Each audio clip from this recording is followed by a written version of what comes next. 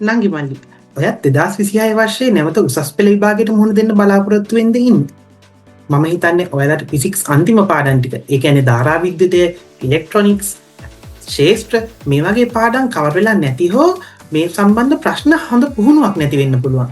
ඉතින් ඔයාලා මේ වෙලාවේ හොඳ රිවිෂන් පන්තියක් හොයනවාද?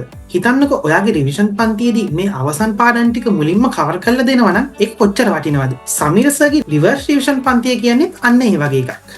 ඉතින් මට බය නැතුව රෙකමන්ඩ් කරන්න පුළුවන් සමීර සර් මේ වැඩේ ඔයාලට හරියටම කරලා දෙයි කියලා. ඉතින් ඔයත් ඇවිල්ලම මේ වැඩේ වෙන විදිහ බලන්න.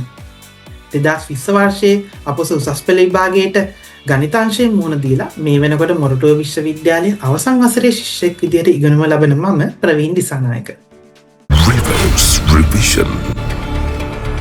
විෂය නිර්දේශය අංක සිට මුලට thinking physics.